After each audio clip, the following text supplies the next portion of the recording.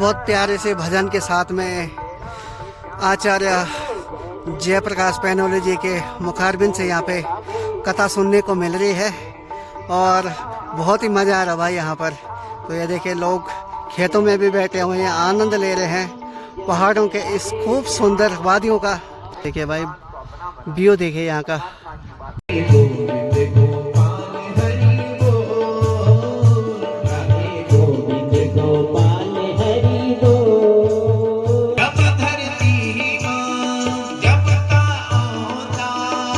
इस समय उत्तराखंड सरकार के मुख्य सलाहकार के रूप में भाई किशोर भट्ट जी यहाँ आए हैं। आपका हार्दिक स्वागत, अभिनंदन, वंदन। नमस्कार दोस्तों, उम्मीद है कि आप लोग स्वस्थ होंगे, मस्त होंगे और अपने अपने काम में व्यस्त होंगे।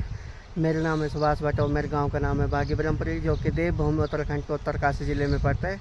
और दोस्तों आज ब्लॉग की शुरुआत हो रही है 11 बजे। और अगर आज मौसम की बात की जाए तो अच्छी सी धूप खिली हुई है और अच्छी सी धूप के साथ आसमान में थोड़ी बहुत बादल दिखाई दे रहे हैं। तो ये देखिए भाई चरगढ़ी का बहुत ही खूब सुंदर व्यू। और आजकल खेतों में सभी लोग लगे हुए हैं खेत साफ करने में। भाई यहाँ पर रोपाई का टाइम आने वाला है तो खेतों की सफाई हो रही है। हाँ जी मामा जी, ठीक स्वास्थ्य पानी बढ़िया। आज गौ माता को चला रहे हैं। तो ये देखिए दोस्तों भाई मामा जी छत पे खड़े हो रखे हैं और छोटी सी गौ माता की जो बछड़ी है उसको भेज रखा है खेत में। तो ये भाई गौ माता है, ये गौ माता चल रही हरी हरी घास, ये देखिए। और ये देखिए दो मेहमान भाई इसके ऊपर बैठे हुए हैं। ये देखिए बंदर आजकल बहुत नुकसान कर रहे हैं भाई। ये जैसे कि सब्जी लग रही है तो सब्जियों की बेल भी खा रहे हैं और बहुत ज़्यादा नुकसान कर रहे हैं भाई बंदर। तो दोस्तों भाई आप दिखाते हैं आपको पहाड़ों में दाएं किस तरह से निकाली जाती है। तो ये देखिए दोस्तों भाई इस तरह से पहाड़ों में दाएं निकाली जाती है। और ये हैं भाई जी और ये बुआ जी हैं। तो ये भाई दाएं निकाल रहे हैं और जब इसके ये जो बाल होते हैं ये ज़्यादा टूट जाते हैं तो फिर इसको बोलते हैं नट्टो। तो ये गाय के काम आता है, गौ माता के लिए। गौ माता इसको खाती है और इससे जो गेहूँ होते हैं और नीचे की तरफ चले जाते हैं और जो ये नट्टो है ये ऊपर की तरफ आ जाता है। तो ये देखो भाई कुछ इस तरह से दाई निकाली जाती है पहाड़ों में और इसमें बहुत मेहनत करना पड़ता है।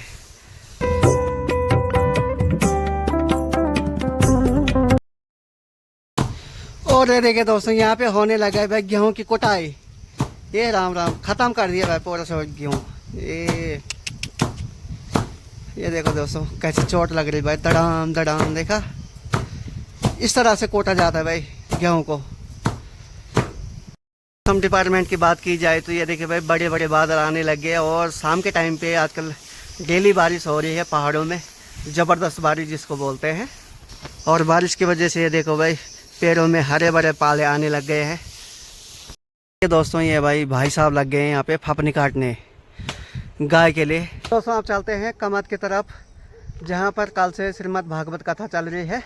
तो चलते हैं और दिखाते हैं आपको।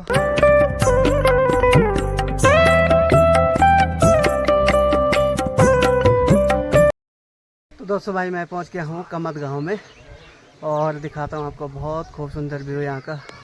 ये देखिए दोस्तों ये भाई कमत गांव है और ये देखो बहुत खूब सुंदर लोकेशन पे है और यहाँ का नाम घंडियाला बोलते हैं। तो ये देखिए भाई बहुत सारे मकान और ज़्यादातर पुराने मकान दिखाई दे रहे हैं यहाँ पर। जो पटाल वाले मकान होते हैं बहुत ही अच्छे लगते हैं। तो ये देखिए कुछ इस तरह यहाँ का व्यू।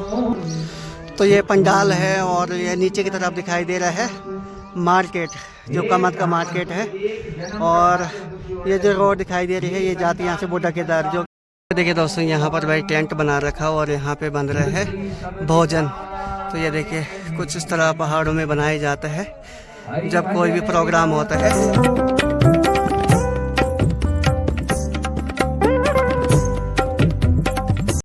तो ये देखिए दोस्तों ये भाई ठांडी गांव, बहुत ही खूब सुंदर लोकेशन पे ठांडी गांव है। और ये इधर की तरफ जो गांव दिखाई दे रहा है ये है सेम गांव और ऊपर है दुगरू भरदार पे और ऊपर की तरफ है, इधर की तरफ है बोलियाधार जहाँ पे भेड़ों को मेला होता है। और बहुत ही खूब सुंदर लोकेशन पे ये जगह है, यहाँ से चारों तरफ दिखाई देता है। तो ये देखिए कुछ इस तरह और इधर की साइड में हो रहा है श्रीमद् भागवत कथा, जो अभी कमत के प्रधान भी है, वर्तमान प्रधान है जो। और बहुत बहुत प्यारे से भजन के साथ में आचार्य जयप्रकाश पैनोली जी के मुखारबिंद से यहाँ पे कथा सुनने को मिल रही है और बहुत ही मज़ा आ रहा भाई यहाँ पर। तो ये देखिए लोग खेतों में भी बैठे हुए हैं, आनंद ले रहे हैं पहाड़ों के इस खूब सुंदर वादियों का। और इसको बोलते हैं पारे खारी जगह जिसको बोलते हैं। तो ये इधर साइड वाली खारी जगह है। और ये देखिए भाई व्यू देखिए यहाँ का। तो दोस्तों भाई चलते हैं पंडाल में और दिखाते हैं आपको। गौकर्ण पंडितो ज्ञानी धुंधकारी महाखल। समय आने पर दोनों बच्चे बड़े हुए, एक विख्यात हुए और एक धुंधकारी। जहां से जाता है लोग दरवाजा खिड़की बंद कर देता। अरे एक यू दुष्ट है, एक यू पापी, हो न हो कोई उपद्रव हमारे घर पर कर दियो। कुख्यात हो गया। और एक बड़ा विख्यात हुआ, जिस घर से गौकर्ण जी महाराज जिस नगर गली से जाते हैं लोग फूलों की वर्षा करने लग जाते हैं। जीवन हो तो ऐसा जीवन हो मेरे भाई बहन, जहां हम जाए सब सम्मान करे हमारा। ऐसा जीवन न हो आपके पुत्र को देख करके लोग चार बातें और सुना दे आपको। संतान उसे कहते हैं जो अपने माता पिता का मनोबल बढ़ा। आत्मदेव ब्राह्मण दोनों पुत्रों से बड़ा प्यार, बड़ा प्रेम कर रहा है। लेकिन धीरे धीरे जैसे ही विद्यालय में गए, का जोश मां कुछ निचिताई, जान का जोश मां कुछ निचिताई, जान का जोश मां कुछ निचिताई, जान का जोश मां कुछ निचिताई। ओ बुढ़ापन पड़ी गई को बिलो मानुषे जन्म में हो राधे गोविंद गोपाल हरि बोल, राधे गोविंद गोपाल हरि बोल, बिलो मानुषे जन्म में जब धरती मां जब ता औंधा, अरे आप से ताली में से जब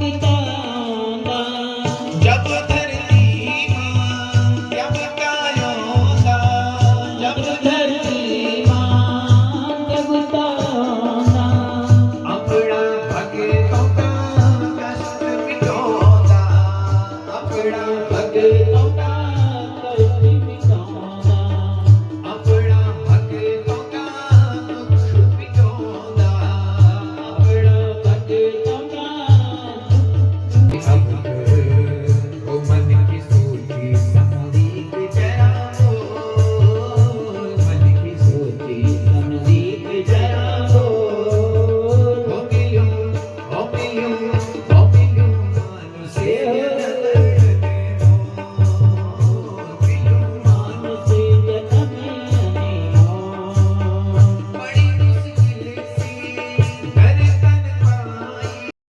काशी विश्वनाथ भगवान का वरद हस्त इनके ऊपर इस समय उत्तराखंड सरकार के मुख्य सलाहकार के रूप में भाई किशोर भट्ट जी यहाँ आए हैं। आपका हार्दिक स्वागत, अभिनंदन, वंदन यजमान परिवार के द्वारा जोरदार करतल ध्वनियों से स्वागत करें भाई किशोर भट्ट जी का। बड़े विनम्र हैं और भगवान से प्रार्थना करते हैं आपके उज्जवल भविष्य के लिए कि आगामी भगवान आपको उच्च प्रतिष्ठा प्रदान करे और विधायक के रूप में हम आपको देखना चाहते हैं। बड़े विनम्र हैं, बड़े सरल हैं। हमारा तो प्रारंभिक जीवन ही उत्तरकाशी से बीता है और हम देखते आए हैं बड़े सरल हैं, बड़े विनम्र हैं। तो परमात्मा से प्रार्थना करते हैं भगवान आपको विजयी श्री घोषित करें।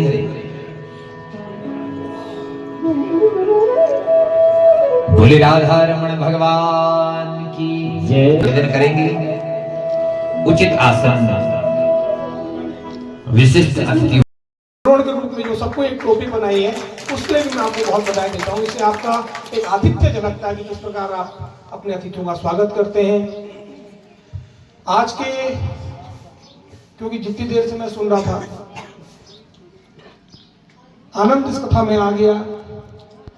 ऐसे हमारे कथा व्यास व्यक्तिगत रूप से मेरे बहुत प्रेमी, मेरे पिताजी के भी बहुत प्रेमी आदरणीय व्यासपीठ पर विराजमान श्री जयप्रकाश पैनुली जी, जिनको क्षेत्र में हम लोग प्रेम से श्री राधे कहते हैं, अपने पास के निवाल गांव के हैं। आपके चरणों में प्रणाम, श्री भागवत के चरणों में प्रणाम।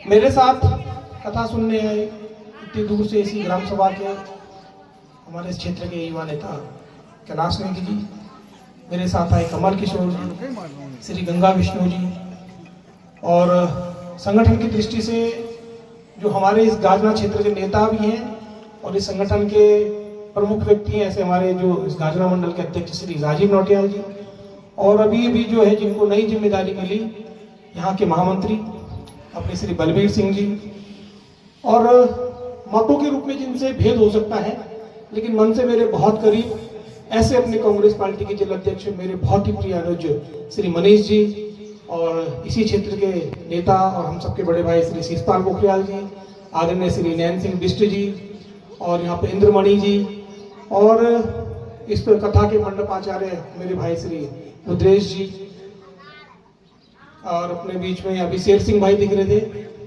और अपने नथी सिंह जी, और अपने जो बहुत बढ़िया ब्लॉगर भी हैं भाई बैसाख सिंह जी, हृदय लाल जी, और अपने बड़े भाई साहब श्री सत्य सिंह जी, श्री त्रिपन चंद राणा जी, नागचंद राणा जी, जगदीश भट्ट जी, और लगभग मैं सबको नाम से जानता हूँ। जिनका नाम छूट गया हो उसके लिए मैं क्षमा चाहता हूँ, क्योंकि कथा में व्यवधान हो रहा है मेरी वजह से।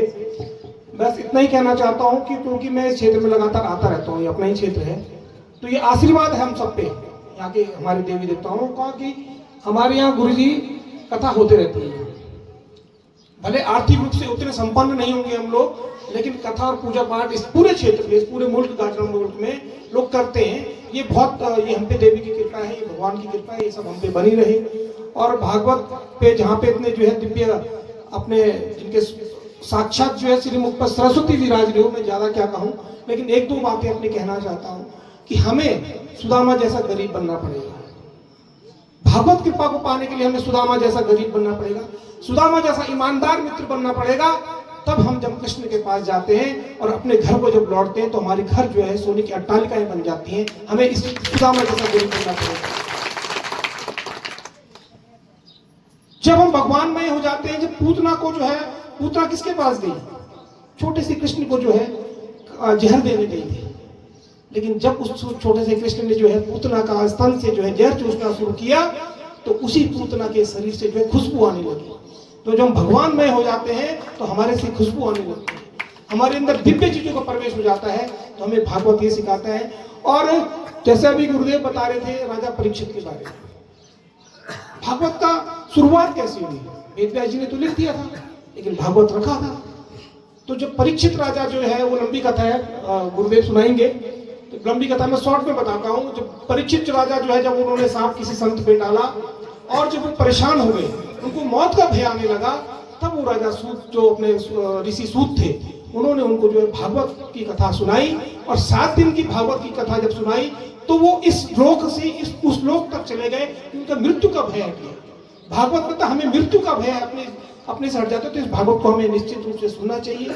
और यहाँ पे हमारे आवाहित जितने श्री दुधियारी माता जी, अपनी हरि महाराज जी, बौले महाराज जी, नागराजा जी, ग्वालपा देवी जी, चौरंगी नाथ जी, और इष्ट जो हमारे जो अपने भैरवनाथ जी, सबकी कृपा इस परिवार पर बनी रहे और व्यासपीठ की कृपा हम सब पर बनी रहे।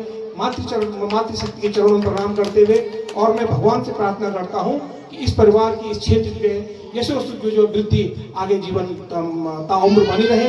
इन्हीं शब्दों के साथ भागवत के चरणों में प्रणाम करके हे हरि सब पर जस करें।